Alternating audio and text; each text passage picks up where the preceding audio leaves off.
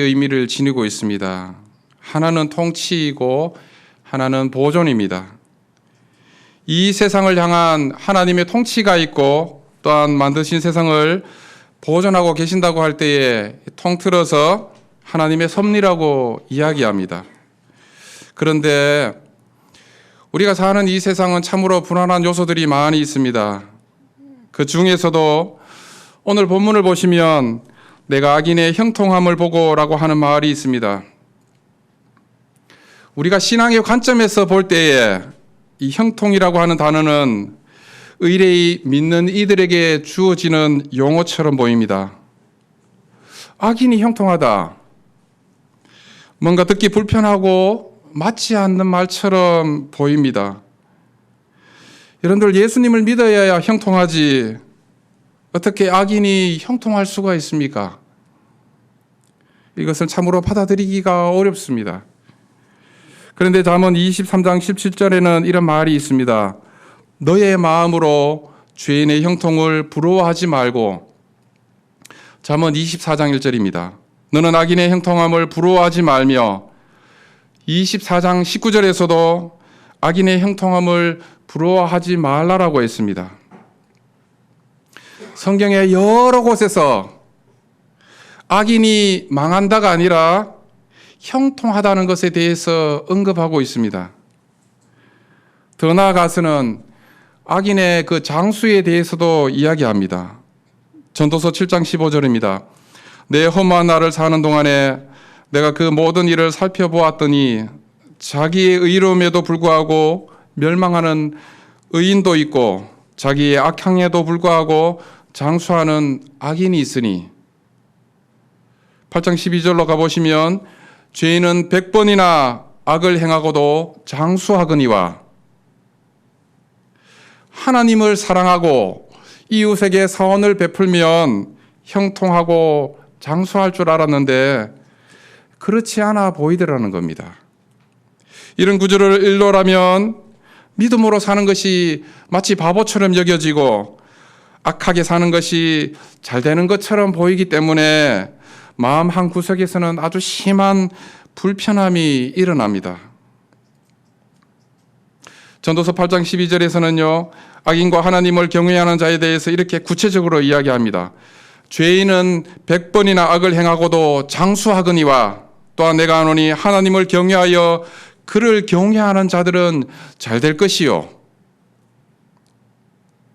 전도자는 악을 행하는 자를 보니 장수하더라는 겁니다. 물론 그는 악인의 장수만 이야기하지 않습니다. 하나님을 경외하는 자도 잘 된다는 겁니다. 한쪽만 보게 되면 한쪽으로 기울어진 생각을 얼마든지 할 수가 있습니다. 악을 행하는 자는 다 장수하느냐? 뒤집어서 이야기하면 장수하기 위해서는 악을 행해야 하느냐 하는 이 편협된 질문들을 던지게 됩니다. 하나님을 경외하는 자는 다 잘 된다고 했는데 살아보니 하나님을 경외한다라고 해서 다 잘 사는 것 같지는 않습니다. 물론 악을 행하는 자 또한 다 장수하는 것은 아닙니다. 우리가 익히 잘 알고 있는 시편 1편에서는 악인에 대해서 이렇게 말씀합니다. 악인들은 그렇지 아니하며 오직 바람에 나는 겨와 같도다. 그러므로 악인들은 심판을 견디지 못하며 죄인들이 의인들의 모임에 들지 못하리로다.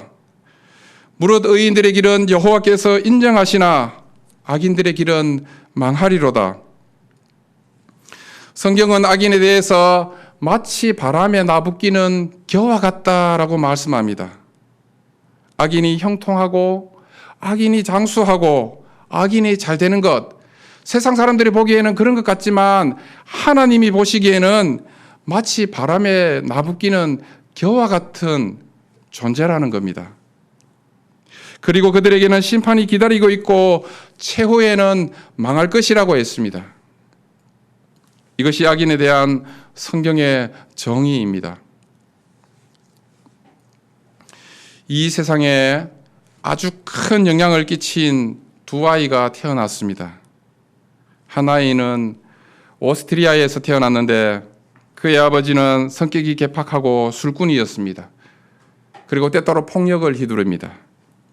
어머니는 아버지의 세 번째 부인이었는데 첫 번째, 두 번째, 세 번째 부인 모두 다 아버지가 바람을 피워서 얻은 아내였습니다. 아이의 엄마는 사교 생활에 빠져서 집에 있기를 싫어했습니다. 아버지가 죽자 아이의 엄마는 아이를 기르지 않고 숙모에게 맡겼습니다. 그런데 숙모는 알코올 중독자였습니다. 그는 그런 환경에서 태어나고 자라나게 되었습니다. 그런 환경에서 이제 그 아이는 결정을 해야만 했습니다. 그의 미래는 실패이거나 아니면 이 환경을 극복하고 더 나은 삶을 선택할 수도 있었습니다. 그 아이는 16세 때에 학교를 중퇴하고 청소년 시절에 비행을 일삼으며 살았습니다. 그리고 갈 곳이 없어서 군에 입대하게 됩니다. 그 당시 군대는 난폭한 성격의 소유자가 아주 필요한 상황이었기 때문에 그는 군인으로서 출세의 길을 걷게 됩니다.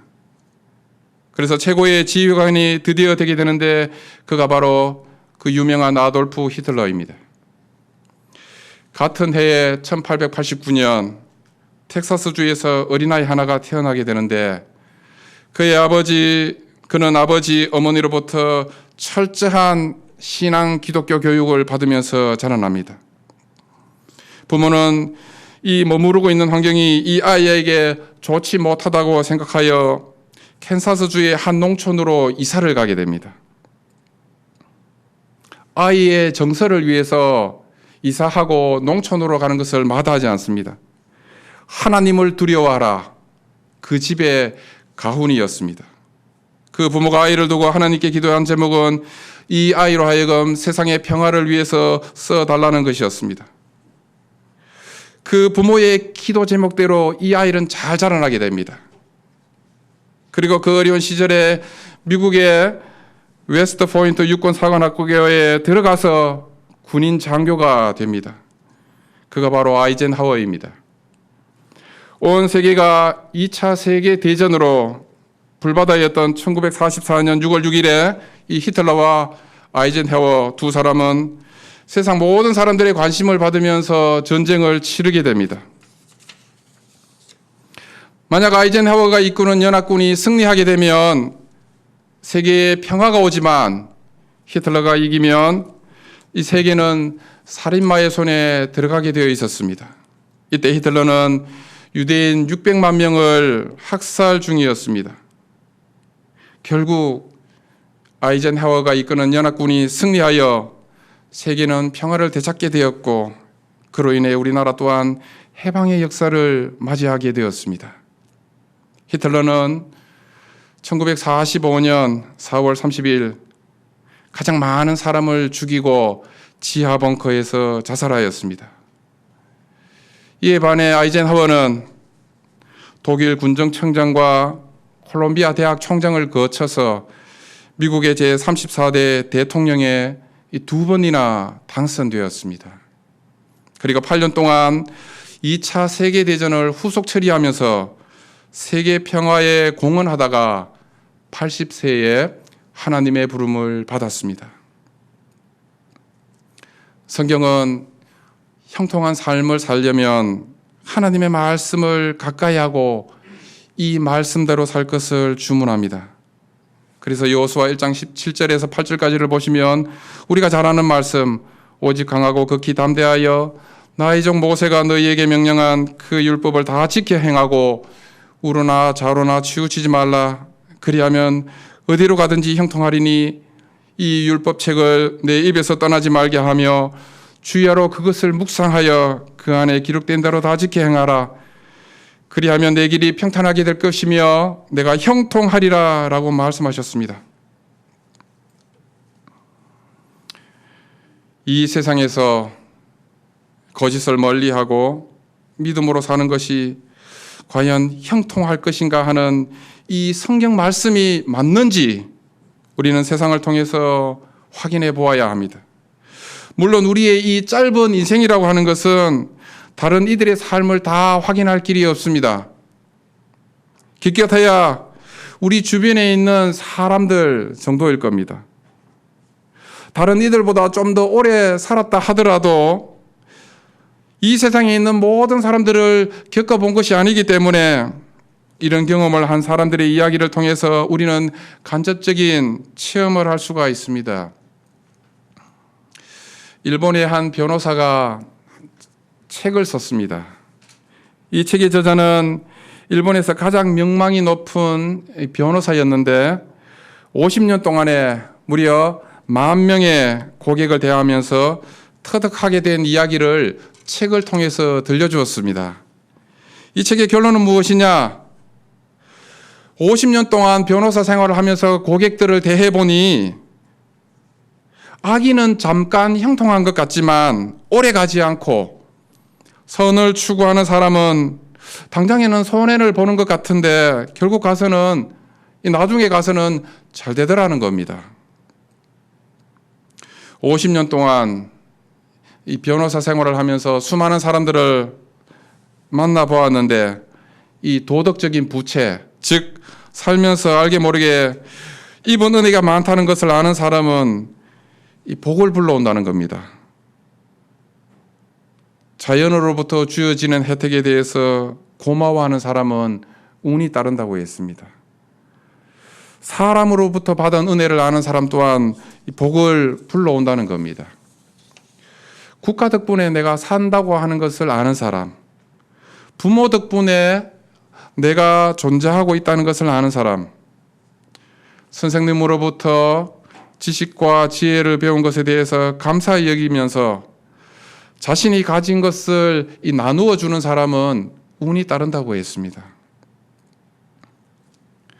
누군가로부터 은혜를 받아 다른 사람에게 갚으면 이 세상 전체는 은혜로 순환하게 되어 따뜻한 세상이 된다는 겁니다. 여러분들 한 아이가 태어나서 17세까지 자라는 동안에 몇 사람의 도움을 받을 수가 있겠습니까? 한 통계에 의하면 무려 200만 명의 사람들을 통해서 그 아이가 17세까지 자라면서 도움을 받는다는 겁니다. 18세, 19세, 20, 30, 40 우리가 오래 살수록 더 많은 사람들의 도움을 받겠지요. 우리는 혼자 살지 않는 이상 사회에 속해 살아갈수록 더 많은 사람들의 도움을 잊게 됩니다. 5 형제가 있었습니다. 그들은 모두 독립해서 부모 곁을 떠나 있었습니다. 그런데 연로한 부모는 고향으로 내려가고 싶어 했습니다. 고향으로 내려가면 새로운 집을 장만해야 했지만 그런데 부모에게는 그럴 만한 경제적인 여유가 없었습니다. 부모의 이런 소망을 이루어 드리기 위해서 5 형제 중에 누군가가 돈을 마련할 수밖에 없었습니다. 그런데 어느 누구도 자신대로 돈을 쓰고 싶어 하지 않았습니다. 돈을 내라 그러니까 돈 문제로 인해서 다투게 되고 부담을 지려고 하지 않습니다.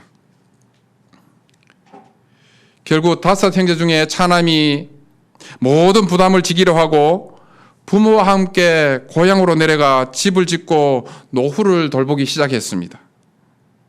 얼핏 보면 5 형제 중에 차남이 가장 많은 손해를 본 것 같습니다.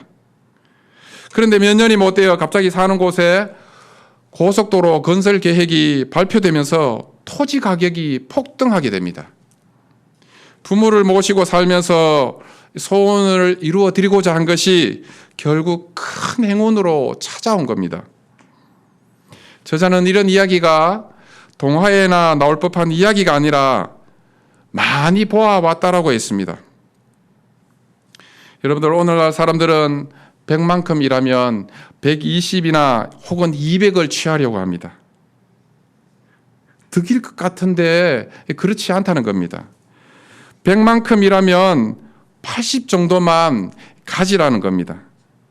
그러면 120이 들어온다고 오랜 세월 동안 봐온 결론이라고 했습니다. 100만큼만 일하지만 80만 바라고 20원 다른 사람에게 줄 때에 20원 하늘 창고에 저축하는 것이나 마찬가지라고 했습니다. 한 유능한 의사가 있습니다. 환자에게는 평판이 좋았지만 병원 근무자들에게는 최악의 의사였습니다. 간호사, 약사, 제약회사, 그 어느 누구 하나 그를 좋게 보는 사람이 없었습니다. 의사는 자신의 실력만 믿고 사람들을 함부로 대합니다. 이익이 되는 환자에게는 아주 친절한데 그 외의 사람들에게는 냉정하게 대했습니다. 그 병원은 결국 문을 닫고 말았습니다.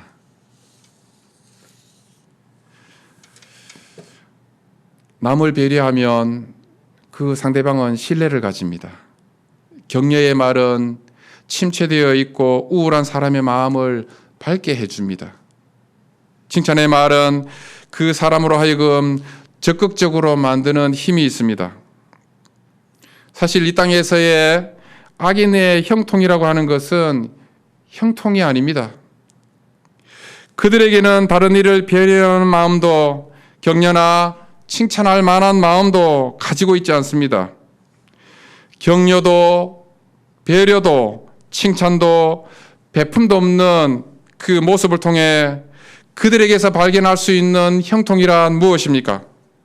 우리는 배려하는 사람, 즉 하나님의 사랑을 보여주는 사람입니다. 우리가 하나님의 사랑을 베풀 수 있는 것은 하나님께서 우리 죄를 사하시기 위해서 화목제물로 예수님을 보내신 것에서 시작합니다. 그래서 요한일서 4장 11절에서는 이렇게 말씀합니다. 사랑하는 자들아, 하나님이 이같이 우리를 사랑하셨은즉 우리도 서로 사랑하는 것이 마땅하도다. 코로나로 인해서 우리는 그 어느 때보다도 더 어려운 시간들을 보내고 있습니다.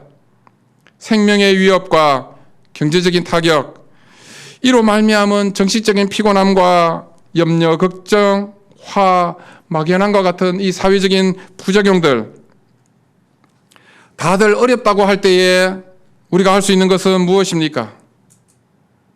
우리는 경제적인 능력이 없더라도 칭찬과 격려, 배려를 통해서 하나님의 사랑을 나타낼 수가 있습니다.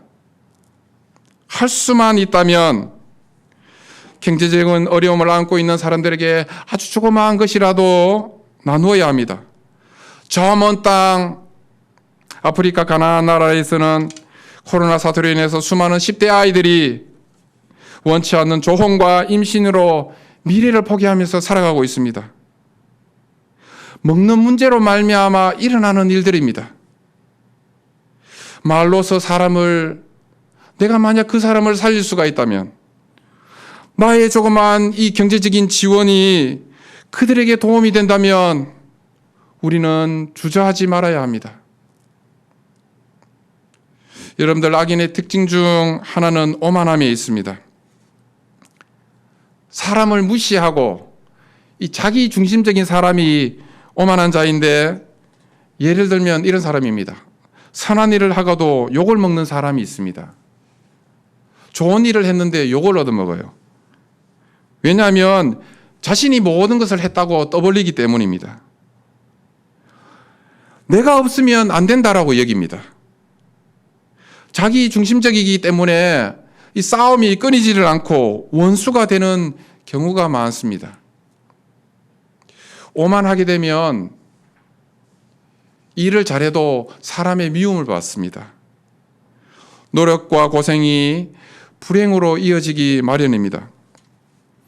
결국 이 악인의 형통이라고 하는 것은 혼자서 잘 먹고 혼자서 잘 살고일 뿐입니다. 그것은 마치 많은 사람들 속에 살아가지만 자신의 공간에 갇혀 사는 것이나 다름이 없습니다. 성경은 이런 사람을 두고 형통하다라고 말하지 않습니다. 우리는 누가 성공하더라, 잘 살더라라고 하는 이야기를 많이 듣습니다. 50년 동안 일본에서 변호사 생활을 한 저자의 결론은 단 한 가지입니다. 악행으로 성공한 사람은 오래 가지 못하더라는 겁니다. 우리가 한 해를 보내면서, 그리고 다가오는 2021년도에는 우리 모두는 하나님을 모르는 그 어떤 사람들의 형통을 부러워하지 아니하고 의인의 삶, 즉 하나님을 사랑하고 이웃에게는 그 사랑을 나눔으로써 하늘의 복을 많이 쌓아두는 저와 여러분 모두가 되시기를 간절히 축원합니다. 같이 기도드리겠습니다.